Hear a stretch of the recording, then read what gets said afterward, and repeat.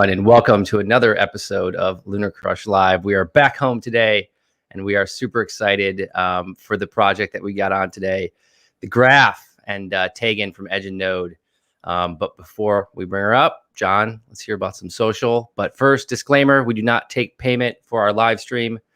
We bring on cool projects and people that we find interesting, and we talk about founders, we talk about traction, we talk about technology, we talk about all the other things. So not big on price, except for this first section here. We might get into a little bit, but do not take payment. We bring on cool projects.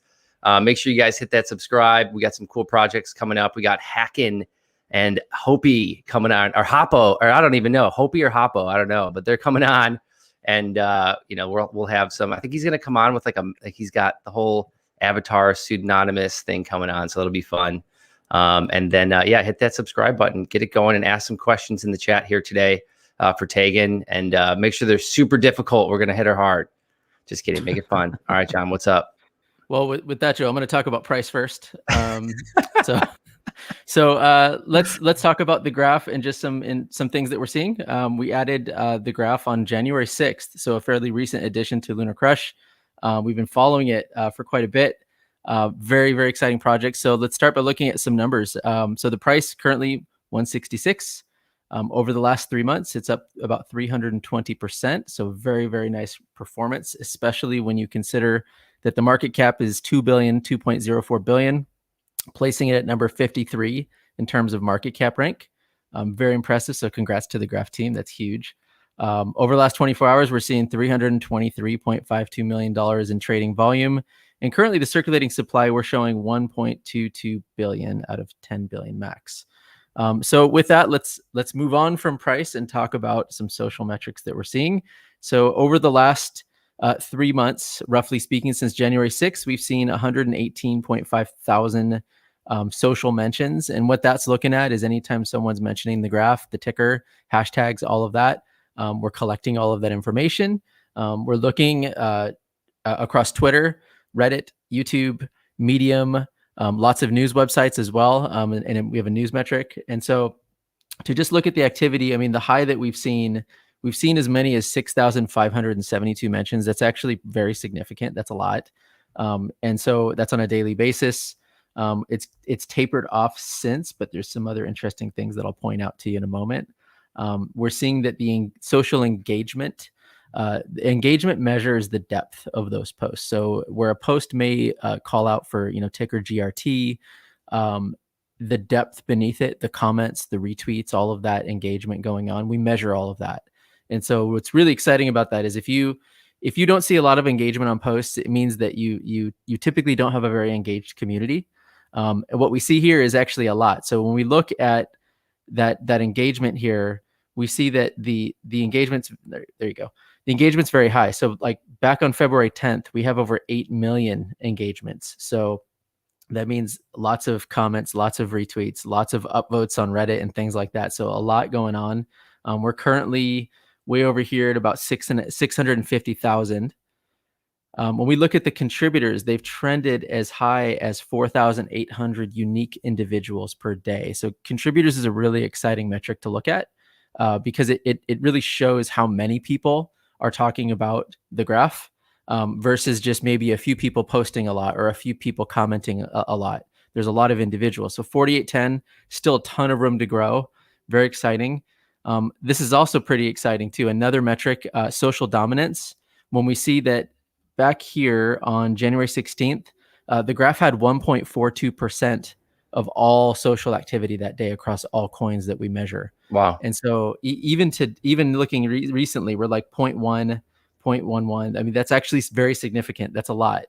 It's very difficult to obtain that.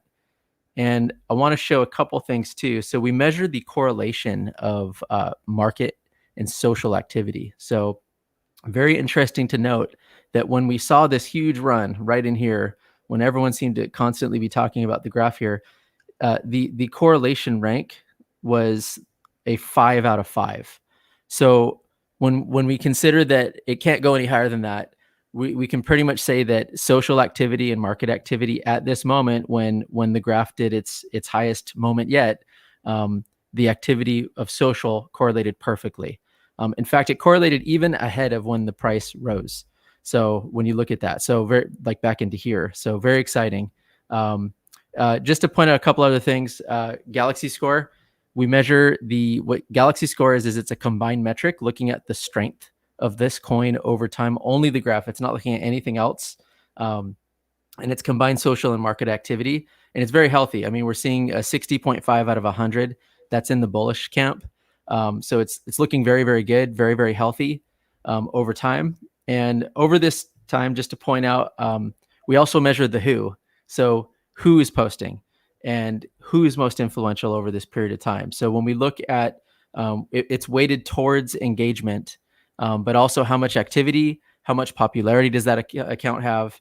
And we look at it in time buckets. So whereas one person may be influential one day, they may not be influential over a 3-month or 6-month period. It varies over time. So with that, our top influencers that we've been noting over the last 3 months are Shardy B, Coin Mamba, Crypto Newton, Bullish Alex, I should say, D Link Bull, Crypto Boss 1984, Jay There to Help One, Bull Sailor, Crypto Off, and Maxim Loves Cryptos. And with that, let's bring our guest in. All right. Tegan, how are you? Welcome. Doing well. Thank you so much for having me. I appreciate it. I guess one thing I want to preface with is, the graph is a work utility token. And so the listeners should only be purchasing what they intend to use in the graph network.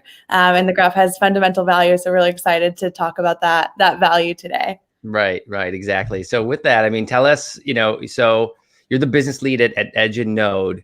So just kind of give the viewers a little bit of a feel for kind of how all the ecosystem kind of interacts and what's your role there and kind of what's a day in the life for you at Edge and Node and part of the graph.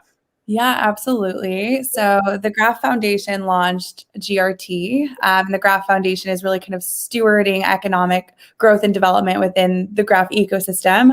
And Edge and Node is one of the many organizations that live within the Graph ecosystem. And so Edge and Node is kind of the initial team behind the Graph.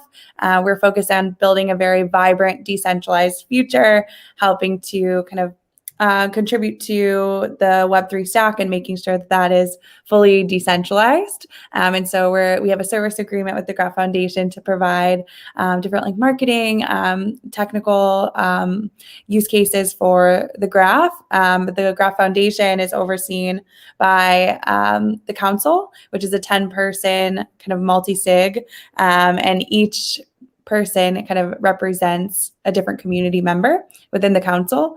And so the Graph Foundation and the council kind of oversee all of the grants and the protocol upgrades. Very cool. And so tell us a little bit about your journey, with the project and your career a little bit and how you got involved into crypto. Yeah, absolutely. So my story kind of begins, in 2011, I learned about Bitcoin. Oh, wow. Early on. Kevin Signicki, who launched Avalanche Protocol. But I kind of went a traditional finance route. I learned about it, back when I was in college, was studying finance, went into investment banking at Bank of America in the financial institutions group. So we did our own M&A in-house and also kind of doing different things within the IPO securities market. And then I joined Barclays to do sales and trading to kind of see the other aisle of investment banking, get into a much faster paced environment. And I was there for over 3 years. And then I learned about Ethereum about 5 years ago and really kind of saw the opportunity to redistribute resources and kind of create a new financial system outside of the one that existed. So I joined Decentralized VPN to work on getting everyone equal access to the internet, which is backed by Andreessen Horowitz, Sequoia, Polychain, a lot of really great supporters. Learned a lot from all of them, and that experience helped them launch about 2 years ago now. And then after launching that company or helping to launch that company, I really kind of took a step back in the blockchain ecosystem and really felt like a lot of what was launching on the Ethereum blockchain and just applications in the blockchain space overall were just not competitive with centralized applications. And I like firmly believe that blockchains are the future of the internet. And I want to make sure we kind of get to that future. And so I joined the Graph. I was focusing on kind of doing different GRT relations within the Graph ecosystem, and then focusing on business development. I started to lead business. And then in December of 2020, we launched the Graph protocol. So kind of the technology behind the Graph. And the decentralized ecosystem. And so there was a lot of work kind of getting up to that moment, building a really great community of developers that are all using subgraphs within the Graph ecosystem. And then we launched Edge and Node kind of in conjunction. And yeah, that's kind of where we are. Cool. So like a banker turned technologist, found decentralized everything and fell down the rabbit hole. Right. Yeah. One day I woke up and was like, this is too centralized. We had to do something different here. That's good though. We need those bankers, those sales and traders. We need them on our side. Like, this is great. Totally. It was good hazing. It was good hazing. Tegan, you just said something. You said the future that you see. What is that future that you see? Yeah. So, the internet wasn't created to monetize people's data and sell people ads. And so, Bitcoin is really revolutionizing finance. And I think the Graph and Ethereum are really revolutionizing the internet. And I think we need both. And I think they kind of go hand in hand. And so we're already seeing kind of a mass exodus from Web 2 into Web 3. Web 2 is what I call kind of the legacy internet or the centralized internet. And Web 3 is what we call the decentralized internet. And for example, Edge and Node just hired a top engineer from Google that was managing a 100-person team, also someone from Amazon. So we're seeing a lot of people now that this decentralized infrastructure exists. We're seeing so many brilliant minds that we're focusing on ads and data now coming into this space. And it's a really exciting time. And so I foresee all of Web 2 kind of moving on to Web 3, decentralizing the stack, decentralizing applications. Most of the applications that we use today on our smartphones, I think, will become decentralized. And those tools are kind of getting into place now. The Graph is one integral piece of the stack, decentralizing the indexing and query layer. But there are so many other elements that need to be decentralized. So Edge and Node is kind of helping to identify those, supporting those ecosystem, the Graph Foundation as well, and providing grants to different people with ambitions in the space. So that's kind of how I view the future. And I think the Graph will be there to kind of index and query every piece of the stack, really all of the data in the world in the future. That is super exciting. I'd love to hear those conversations with those engineers coming from Google and Amazon. And I mean, I'd wonder what's going on behind those walls over there. What exactly are they coming to the Graph because they can't get anything done at those companies, or is it too slow? Or I think it's tricky. I mean, everyone has a different experience, right? I think, the centralized internet, a lot of these companies started out with really great intentions and provided really great tools for the world. But the difficulty with the centralized internet is that the incentives are not aligned for the individuals. Nothing is free. There's no free lunch. We're taught this in any economics class. And so people are really kind of paying with their data or their attention. But we are only kind of becoming knowledgeable about that and what's happening. Like when I download an application, where does my data go? Is that sent to, what kind of individuals have that data, have access to that information? And we're kind of waking up to what that looks like. And so, and now, with, I think, tokens kind of as the next evolution of the business model, you can have like open source decentralized code in a sustainable way. Previously, a lot of developers had to rely on donations for their open source work. And also, their code is kind of on GitHub, owned by GitHub. We're seeing censorship and surveillance. And so there's, even that needs to be kind of decentralized. And that's something that Radical's working on, which we're really excited about. And so there's so much, excitement, and the infrastructure is kind of coming to fruition so that we can kind of see that mass waterfall effect from Web 2 into Web 3. Yeah, and you bring up something that we kind of experienced a little bit over at LunarCRUSH is we've experienced a lot of growth in the last couple of months, and we talked to a lot of investors, and they're like, oh, with that amount of traffic, why don't you guys just put up some ads, right? You guys could be making whatever with these Google ads, and I'm like, well, then you don't really understand the entire purpose of what we're trying to achieve. But it's interesting that that's just the first place that people's minds go because that's all they understand. right now. Yeah, totally, because that's what the world looks like. But yeah, I would love to help kind of decentralize the get you all building with the graph and decentralize the indexing and query layer. Yeah, no, I think we will. And then, so could you just give everyone like, what is like the quick like elevator, like 2 sentence, like what is the graph? Like when you're, you're trying to explain it at home over a holiday to someone that really is not, into the space, like what do you say? Yeah, so the graph is a decentralized indexing and query layer. So what does that mean? When I say index, you can kind of think of like a database with all of the world's data, open, public, on-chain data.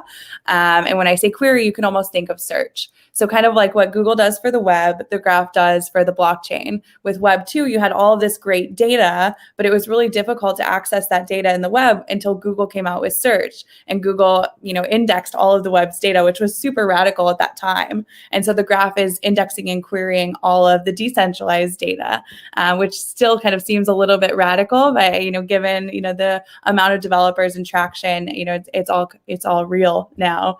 And so the graph allows for developers to access blockchain data and serve that data to their users. So the graph started out with Ethereum, and then we're going multi-chain. So we also index and query Binance Smart Chain data, Phantom's data, Fuse's data, and then we are adding support. The tech team's working on the integration for Polkadot, Solana, Celo, and really any blockchain, any layer 2 will be indexed and queried by the graph. And that's really cool. And then you can do really awesome kind of cross-chain searches and really uniting the Web3 ecosystem. And so the graph is used by many applications that I'm sure your users and listeners know and love, like Uniswap, Synthetics, Aave, Balancer, Gnosis, Numerai, LivePeer, DAOstack, Decentraland, Gods Unchained. The list goes on and on. Over 14,000 developers have built over 9,000 subgraphs using the graph subgraphs, which are kind of open APIs. And so for like a non-technical audience, an API, you can think of like LinkedIn has kind of a closed API, or a Facebook has a closed API. So as a developer, I can't go and port Facebook's data to my application because the API is closed. But within the crypto space, the APIs are all open. So I can go to uniswap.info and I can pull all of that data, which is being pulled from the Ethereum blockchain via the graphs, subgraphs, into my own application. And we're seeing that with like Rainbow Wallet is pulling that information. And this leads to so much more development because everything's transparent, open, permissionless. You can, you don't have to ask anyone's permission to do that. That's, the point. And so we're seeing so much innovation happening and so much growth. So we've also seen query growth go from a few hundred queries at the beginning of last year to over 1 billion queries in the course of June. Yeah, I was going to say that number is going to be gigantic, what you were about to say there. Yes, and now last month there were over 13 billion queries. And so it's really exciting, a really exciting time for, I think, the entire Web3 ecosystem. And yeah. So 100 to 1 billion to 13 billion, but 100 to 1 billion in a year, 1 billion to 13 billion in 1 month. So in June of last year, we hit 1 billion queries in June. And then at the end of November, there were around 10 billion queries over the course of that month. And then last month, 13 billion queries. So really parabolic growth. Parabolic. It speaks to the kind of the growth within Ethereum and IPFS and really the broader Web3 ecosystem. Where is all that demand coming from? Where do you see the trends? Yeah, so DeFi really kind of took us all off. I don't think DeFi could have happened without the graphs infrastructure underneath. Ethereum had this narrative when I got into when I basically joined the graph that there were no users, and that's because the applications would have to do all this indexing and querying in-house. They would have to build it in a centralized way. It took forever, up to like from 1 year to 3 years time. It's really expensive and costly. It's difficult to maintain, and so the graph abstracts all that difficulty away so that developers and application builders can really focus on the user experience of their applications. And so now we're seeing applications that can pull data quickly and efficiently from the Ethereum blockchain so that they can really just focus on having really great applications. And now we are seeing applications that are better than centralized applications. I think a good example of this is Foundation, which is an NFT art marketplace. They have built Foundation using the graph subgraphs, and it's like a really great user experience. So really, I mean, what I hear, or go ahead, John. I was just going to say so many questions. Yeah, the DeFi. Just looking at DeFi, it's so it's interesting to look at that user experience layer over the last year. Totally. You know, like a year ago, we were talking. I mean, it was hot. It was starting to be hot, right? And it was like there's this big new thing, kind of like how NFTs are taking off today. But you'd look at the user experience, a lot of these sites, and you're going, wait, I can't even figure out how to use this thing, let alone trust it. And then you look at some of them today, and it's mind blowing that acceleration. It's like Amazon.com version 1 versus version 10, but all within 1 year. Totally. It's pretty amazing. It is. It's really incredible. And I'm also excited about NFTs because I think, we've kind of gotten a bad rap in the crypto space of just kind of building for one another and not really kind of doing what we set out to do, which was really revolutionize finance and technology. But it's great to see a lot of the money that's been made and created within the DeFi space and flowing into NFTs and going to artists and creators. And I really think this is only the beginning. You guys have a social media platform. We need so many more of those that are truly decentralized, and just there's so much opportunity also with identity and so many things to still be discovered and moved on to Web3. So this is really just the beginning.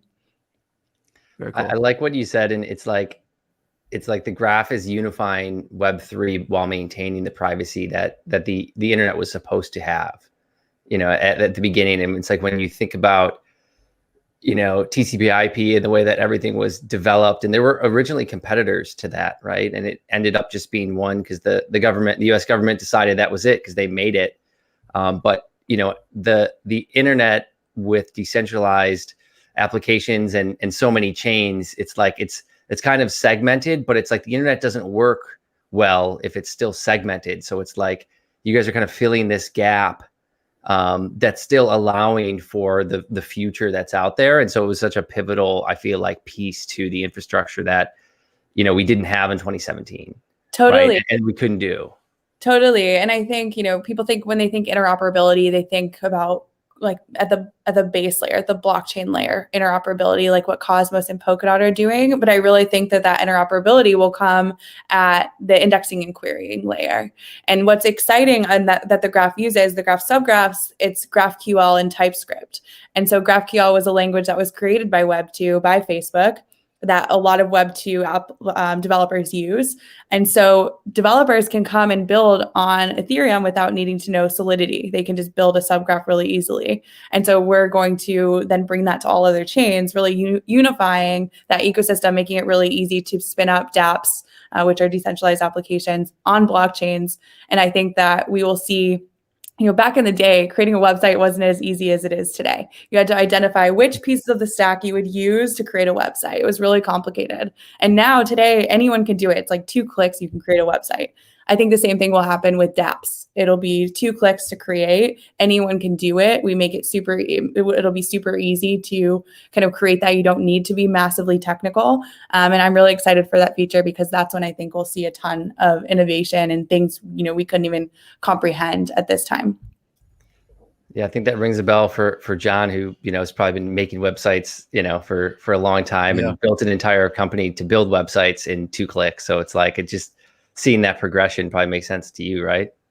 Yeah. We've also worked on projects, no joke, where 150 people are involved on building a website. That the end result was 8 to 9 figures for a consumer facing website. And like, you see the nonsense that goes in, and what consultancies try and charge just to people that don't know how to build websites, basically. Right. So it's fascinating. There's so much inefficiency in that space, but GraphQL is amazing, super fast and single query, and you get all this data. I'd like to shift into like, I was reading about, there's like 3 main components. Like you got consumers, indexers, and curators. I'd love to know that there's like an incentivization pattern going on. Like, how does this all come together, I guess? Yeah, there's actually 4. And so the graph, it's basically kind of like graph economics. We've kind of created a new financial system. Now that we have this infrastructure that is neutral and decentralized, it's really important that you have the proper incentivization structures within that. Obviously, as we've seen, like a lot of deplatforming, we know that the technology, should be neutral, but what's important to get right is the incentive structure so that you don't see bad behavior. And so within the graph network, there's indexers, curators, delegators, and consumers. So the indexers, that's the most technical role. They're node operators. And it's not just like spinning up a Raspberry Pi and letting it run. It's like a very involved role. And so each indexer is basically their own business. And they identify which subgraphs they want to stake upon. They stake GRT on the subgraphs. And subgraphs, as I mentioned before, Open API is kind of like a proxy for applications. So imagine there's a LunarCRUSH subgraph. You can create one. I can create one. It's totally permissionless. So then how do the indexers know which LunarCRUSH subgraph to index on? Well, that's where the curators come in. And curation hasn't launched yet in the decentralized network. So keep an eye out for that. But the curators, I like to call them like the open data alpha finders. I think your audience is very privy to this, kind of as, supporters of different projects. They're always, looking for the next best project. Well, this is the same thing, but looking for the next best subgraph.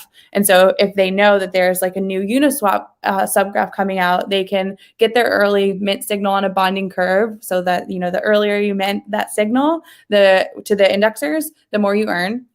So that's really exciting.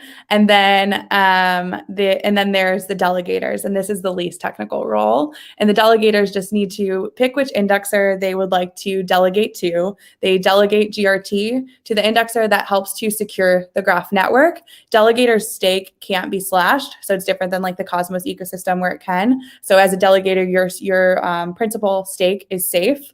The indexers, if you choose, a malicious indexer, their stake can be slashed.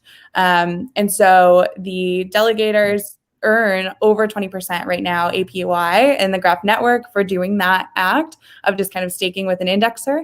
And and so I think that's pretty substantial. I don't really know another protocol that has that high of APY.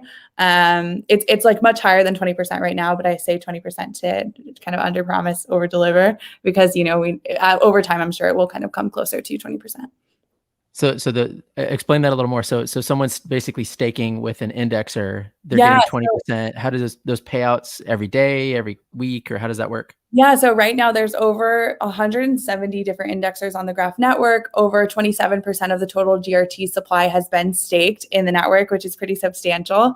And there's over 5,000 unique delegators in the graph network that are staking with different indexers. So each indexer chooses their own they have their own economic model and structure. So the indexers kind of choose which one, then they kind of split the fees within the graph network. Both of them earn GRT, and then curation will be launching soon, where curators will also earn GRT. And then on the other side of this marketplace, you have the consumers or the developers. So many of the early subgraph builders have kind of committed to paying an amount of GRT on behalf of their users for the query costs. You can imagine paying for query costs similar to how gas costs work in Ethereum. So each query has like a tiny amount associated with it that's paid in GRT. And then that goes to the indexers, the delegators, and the curators, who are all participating in this ecosystem, and it all goes peer-to-peer, as opposed to like going to some centralized entity. Let's say if the graph was centralized, taking all that money for themselves. No, we give it all out to the participants within the ecosystem. Wow. So I think that a lot more is actually in and around the ecosystem of the token. It's not necessarily just being like staked necessarily with the delegators. It seems like even within that ecosystem, most of the supply is kind of moving around in there. So it's like you've created a case for not just holding it and the value of like, being a part of that network, but also the usage of it. Absolutely. Yeah, it's a utility token. That's what we created it for, was to be used in the ecosystem, and you benefit for doing that. It's better than just kind of holding it and seeing what happens. It's better to kind of use it in the network for its intended purpose. Right. I'm on a, I guess this is a bigger question, but it seems like, what's the role of a company in this ecosystem? If there's this whole environment that's built around it, and if let's say I have a web application, and my typical path would have been, I'm going to set up a company. I'm going to, have a cap table. I've got investors. I've got the whole thing. But it seems like if I have data and I work within this ecosystem, I could be making money that way instead. Do I even need a company? How does this all, how do you see this all playing out? Yeah. So, as an innovator who has a company, you can create a subgraph, and then, through creating that subgraph, you can either choose to pay on behalf of your users, but you don't necessarily have to. So it's inexpensive as opposed to paying a ton of like server costs to AWS or some centralized individual. You can instead kind of contribute that to the indexers that are doing that work in the ecosystem. You could also be a curator to kind of earn that way. You could also delegate to earn that way. Or if you have the technical ability and interest, you could run an indexer node. I would say indexing does take about 5 hours a week at a minimum. So it is kind of like a full-time job. We have there's many different indexers, and each of them kind of have their own team of people that are doing that indexing. And that's all growing because they're doing so well within the Graph network. So yeah, really exciting. And it's still very much early within the Graph network. We're very much in the beta phase. We've only launched indexing and delegating. There's one subgraph on the Graph network. And, we'll be migrating other subgraphs over in the coming months, really kind of getting stable footing within the network before we migrate that over. So it is still very early days. Very cool. John, I know you had some stuff around the council or governance that you wanted to ask, or? Well, yeah, I mean, with this environment, I was reading you have the Graph Council that's recently coming out there. Tell us more about that, and how does governance work within this ecosystem? Yeah, so the Graph token doesn't contain governance, but there is governance kind of overseeing the Graph Foundation and the protocol and grants. And so decentralization does take time. The Graph kind of started out as a more centralized entity with the intent of decentralizing over time. And so we launched the decentralized network, major milestone unlocked, and now we're kind of in this new era of the Graph ecosystem. And so the Graph Foundation is overseen by a 10-person council. Each of those individuals represent a community member. So there's 5 different categories. There's the indexers. So 2 individuals from the council represent the indexer community, 2 represent the curation community, 2 represent the delegators or the GRT kind of token holders, and then 2 represent the initial team. And so the community has a voice, and that voice is communicated through those individuals within the technical council. And so Eva Balin is the director of the Graph Foundation. She's amazing, brilliant, and she has kind of opened the grants wave 1. And so I think she's sorting through those applicants, and those will be announced soon. But so many great applicants have kind of come through that program. And so, so many businesses to be kind of seeded by the Graph Foundation. So we're say we're LunarCRUSH and we want to utilize in some way, we put together a business plan, or we put together a proposal and then push that over to the foundation and the grants, and then they decide whether or not. Totally. Yeah. Yeah. So if you want to create a subgraph, even if you don't have the technical ability in-house or you don't have time, you can submit a grant application to the Graph Foundation and tell them, please find someone to build this for me. There's so many dev shops, also like independent businesses that have spun up to provide subgraph building for the ecosystem. One of them is Protofire, who's amazing. And there's so many others. So yes, please do that. We would love to see, I'm sure the foundation would love to see that application come through. For sure. So I have a follow-up question that's a huge one that does relate to governance. Yeah. I want to talk about governments. So in a Web3 world where everything's decentralized, you'll have governance, you'll have data, you'll have applications, you'll have communities. What is the role of a government in that environment? Oh man, I'm not going to get you into trouble, but I'm just saying. Just little question. Well, I think, the government has a massive job, right? It's difficult for one person to kind of take care of themselves, their family, their friends, let alone kind of a government taking care of everyone in the country or the world.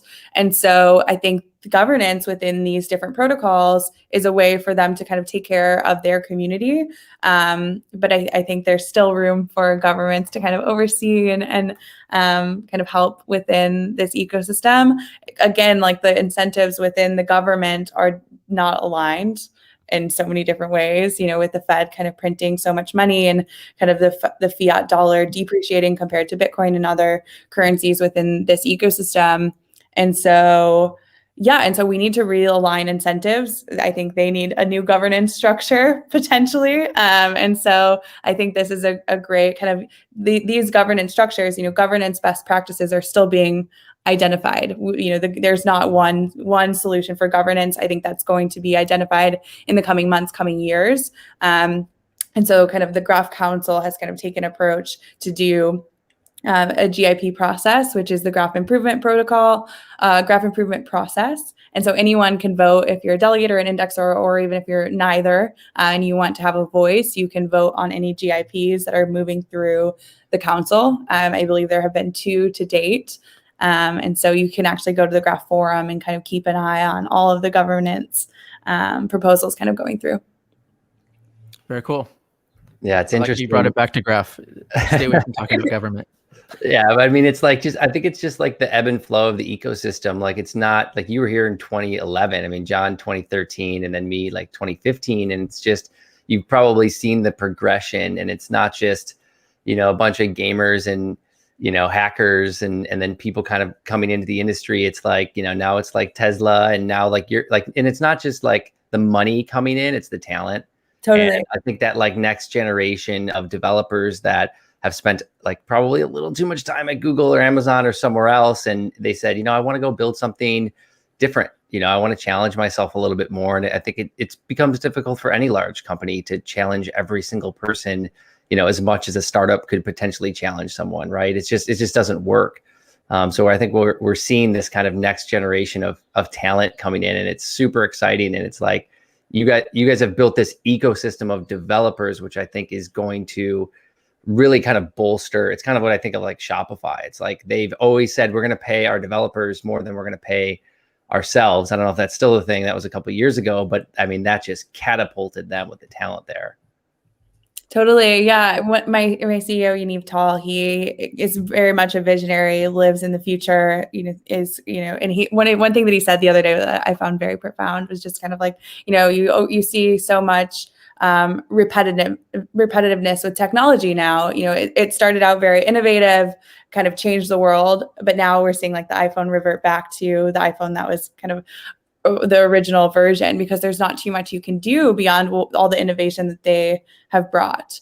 And you see some kind of weird technology in the corner and you're like, that's strange. But then like one day you wake up and it changes everything. And I think, that's almost where we are with the Web3 ecosystem. Right now, we're still kind of weird in the corner, but Bitcoin has kind of gone mainstream. And now I think capital allocators almost have a responsibility to allocate a piece of their allocation into crypto. Be it if there's a CEO of a company, a piece of their balance sheet or treasury should be within the crypto space.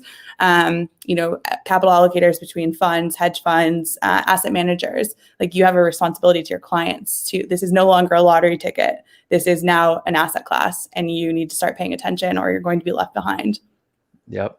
No, it's a great Isn't point. it funny that those against it are arguing so hard trying to prove a point as Bitcoin just keeps going up? Totally. It's like, so at the beginning, you're like, oh my God, this could go to zero. And you're always the ticker price. But now it's like, we call it FUD in the crypto space. And it's just like, there's FUD everywhere. Like India just tried to ban cryptocurrency. Yes, China's banned it like 7 times. It just gets kind of funny to watch it, because it is kind of disrupting power structures. And, people are afraid. People want to keep close to the status quo because it's what they're comfortable with. It's kind of part of human nature to want to do that. But I think it's important to kind of step outside of your comfort zone, look at why the power structures aren't really working for everyone anymore. And maybe we need to change, and maybe instead of resisting it, you should embrace it. This feels like a big battle and a tipping point that's about to happen here. I mean, like we've talked about Google and Amazon, for example. They have centralized control over everything that they do in a huge portion of society. And then you have governments regulating them that are telling them what they can and cannot do, that dictates what all the people can and cannot do. And now we're saying, yeah, we've got decentralized governance, Web3. None of you guys have any control anymore. Deal with it.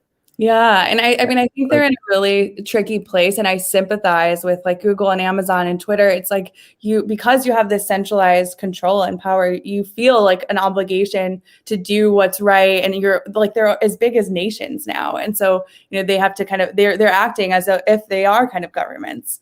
And so it's a tricky place. And that's why I think like, let's neutralize the technology. Let's get the right incentive structures on there so that you can just focus on, really, aligning those incentives and empowering individuals as opposed to like, oh man, we've grown so big. And now, we might have just gotten, someone elected who maybe shouldn't have been there and all of this crazy stuff. And so, yes. And so I empathize with them, but I think, it's time for everyone to jump in and kind of dive into this ecosystem and really empower individuals and give people voices and also, a piece of, what is to be kind of earned and prospered from within this ecosystem. That's such a great point. Yeah. And it's just like, governments have been trying to, and they've been trying to, a small amount of people have been trying to make decisions for a large amount of people for a long period of time, right? We know that model, and they still don't have it right, and it's just a continuous thing and improvements over time. But like you're saying, like Twitter trying to do that now, or Google, they only have like 15 years of practice, right? They don't have 200 years of practice, right? And so maybe we need to go the other way, right? And it's like the sovereign individual kind of totally process, right? I think so. And, I grew up in Ohio. And so Ohio, it's like, very like white, predominant, Christian space mostly. And there's a lot of poverty and people are struggling there. And so they hear kind of politicians saying, well, we know better than you and we'll do this for you. And it's quite patronizing and it's difficult, it's putting them in a difficult situation. And then like on top of that saying like, oh, you're privileged because you're white. Well, they haven't felt that privilege and that opportunity. And so it's difficult to speak for everyone. And I think, you have a great point. I think we need to give that sovereignty both from, a financial standpoint, but also kind of an empowerment standpoint. I believe everyone has a unique purpose in this world, and we should be helping them find that unique purpose. And I think that's really what crypto's doing. And I think, the Graph and EdgeNode, that's one of our kind of commitments, or the EdgeNode, I can only speak for EdgeNode, but that is one of our commitments, is to like help empower individuals, because there's so much untapped talent all over the globe. And now that we have the internet, we can bring those individuals into this space without needing to like be there physically. And so I'm really excited about the potential. I want, everyone to learn and benefit from this ecosystem. Well, you already have your sign here from GRT Jesus. Web 3.0 will change the world with the globe soon. So if that's not a sign, I don't know what is. I love it. It's funny. You just said, we're doing all this through the internet, and I can't help but think, we're seeing a lot of society reopen now. COVID numbers are getting lower. Cross fingers it stays that way. Yeah. Schools are reopening, restaurants are reopening, especially we're in Southern California. And it almost is bumming me out in a strange way. I'm like, oh no, I have to drive around more. I have to have commitments again. And I'm like, I just want the internet back. I want it. I like the last year in a strange way. Right. I know it's been efficient. Get more done. Yeah, the FOMO is beginning again, but I miss everyone. I miss people. I know. For it to come back, but I agree. And we've seen so much development and productivity. And I think like crypto culture was very much like going from blockchain event, country to country, city to city, like nonstop over and over and over again. And it's like exhausting. I remember I was like exhausted. I was supposed to go to speak at ETHCC in Paris after ETH Denver. And then COVID was like, and I was like, maybe I shouldn't, I'm going to hold that trip. Right. And like lockdown began. But maybe now we can balance and we can say, okay, we've taken a pause for over a year. We've, before that we were nonstop running. Maybe let's strike a balance between these two. And I think we can get into a healthier place. I hope so. Most definitely. So John, you want to hop into some of the community? We were talking, obviously we like to say without a community, there's no crypto. We showed earlier, the Graph had almost 2% of the share of voice across all of social that we grab, which sometimes is up to 1 million engagements, 1 million individuals a day. I mean, what do you think people are gravitating towards the most? And that's a huge amount of engagements. I mean, when you think about even Bitcoin and kind of breaking into that, I mean, what are you guys doing to build that community and to do that?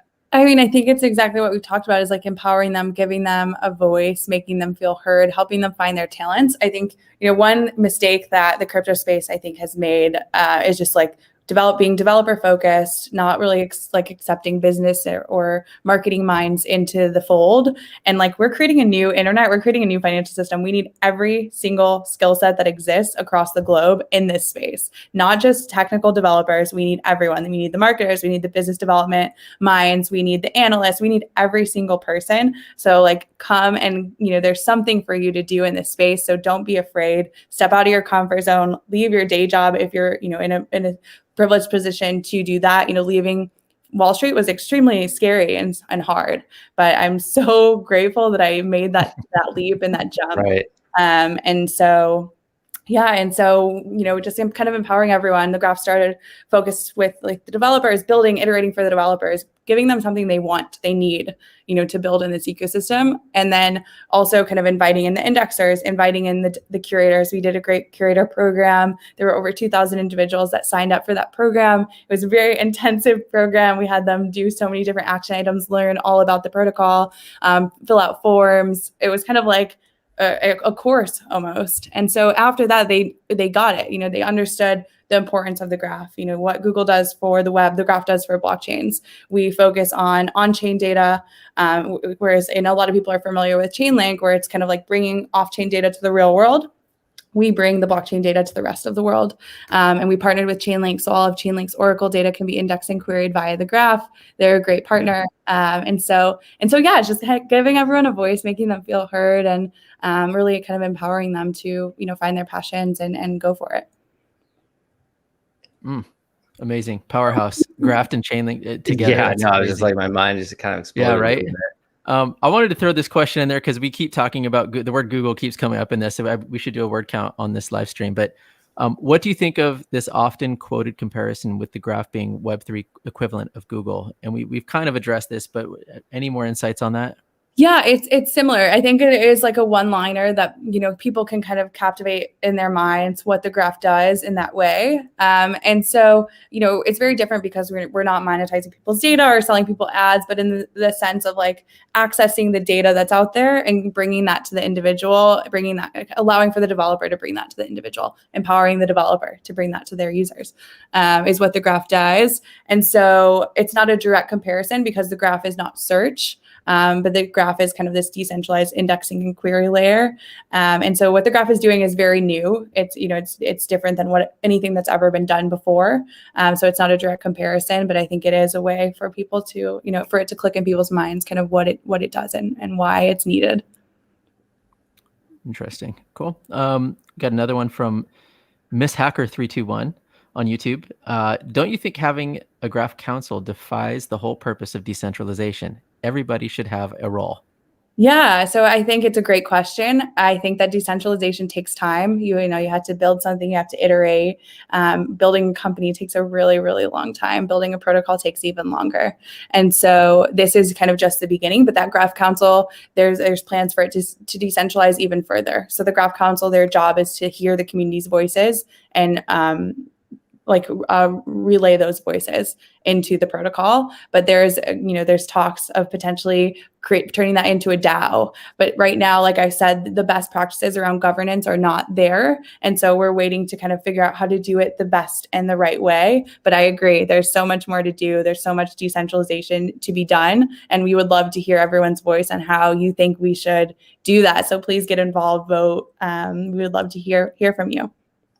How can they get in touch if they want to get involved? Yeah, so we have a Discord, a Twitter, a Telegram. So Graph Protocol on Twitter, I believe Telegram as well. I can share everything so that you can share it with your community. But there's so many places. Discord is like where a lot of the developers speak to one another. Telegram is where a lot of the more like business-minded individuals speak to one another. So I'll share all of that. Yeah, I mean, I just want to say, like, as far as your community goes, like I just hopped into Discord to get in contact with you guys, and it was like some admin on Discord that connected me with you guys on Telegram, and then you created a group, and it was really fast. And so I just want to say, like, as a random person kind of coming in, I think you guys did a really nice job of like facilitating that. So it's like it's easy to get into and get to you guys if people want to, which is really good. Yes, we try to be accessible, and we intend to keep Edge and Node, the team, very small. But what's great is you can have a community of like thousands, millions, maybe even billions of people now that we have the internet and decentralization. So it's really exciting. Yeah, I just want to say your answer on decentralization was really good too. It's like everyone talks about Bitcoin. Bitcoin is the most decentralized, computing system. It's like a truth machine, right, on the planet. At one point, it was just Satoshi, right? It was the most centralized thing on the earth, right? One person, and it takes time to get there, and that's 11, 12 years ago now, and so it takes time for each of these projects to get there, and everything's just a startup, right? Like it's just new it's that's why it's even the word like cryptocurrency, I feel like is not actually correct, right? Like it's not, and so it's like somehow if you could pull that out, it's just like these are just startup companies trying to disrupt and do new things, and they're utilizing new technology to make that happen that's more efficient than what was there before. But I think like rebranding cryptocurrency at this point is out the door. Totally. And, I think you have a really great point. And over time, the Graph protocol will become more and more and more decentralized until it's kind of fully decentralized. The Edge and Node has a service agreement with the Graph Foundation to provide different services, like I mentioned. But over time, the Graph protocol will just kind of live and exist on its own with all of the amazing community members and indexers, delegators, curators there to support it. Yeah. I have a question from me. If Hal Finney wasn't Satoshi, who was it? So Satoshi, I think, was like a group of really great individuals. And so I think Hal Finney might have been one of them, and he's frozen cryogenically. So maybe we'll all meet him in the future and ask the question.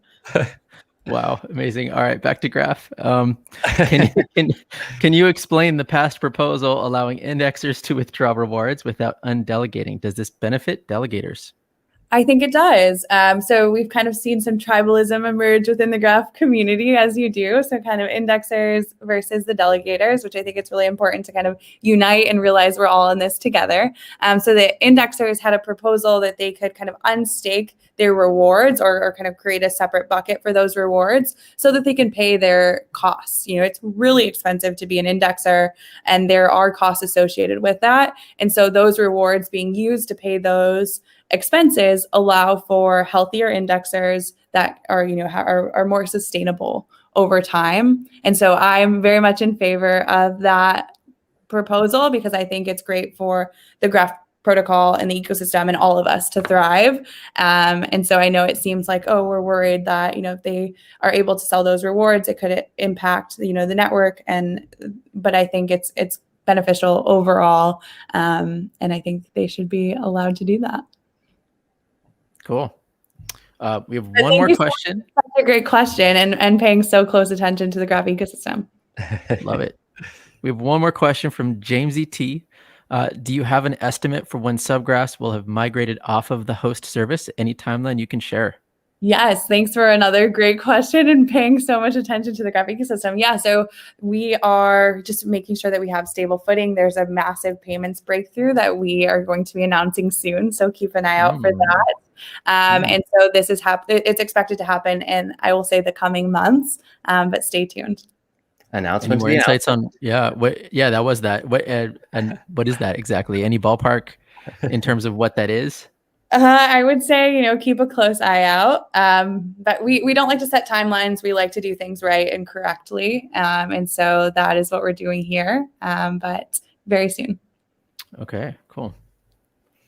Awesome. Well, I mean, I think you got another one? Go for it. No, that was it. That was it. Go for it. Amazing. Yeah, no, I just said, kind of like give us a little bit of like what, I think we've covered a lot of like what the future is, but just give us like what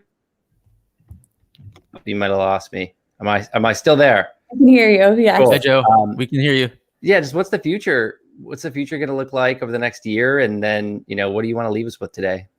Yeah, so I think over the next year, really kind of gaining strong footing. A lot of amazing protocols are, about to launch, just launching, seeing exciting development in on the layer 2 space, as well as different applications.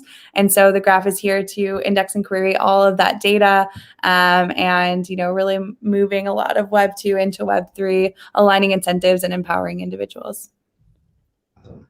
Awesome. Well, Tegan, this was super fun. I appreciate you coming on here and doing this. I learned a lot today. I'm excited. I know John is, and just keep up the good work, and whatever we can do to help, let us know. And thank you guys out there for watching YouTube, Facebook, Twitter, Twitch, Theta, and above and beyond. So everyone out there, this will be on Apple Podcasts, Google Podcasts, Anchor, all the above here over the next week. And just where do you want everyone to go? How do they find the graph?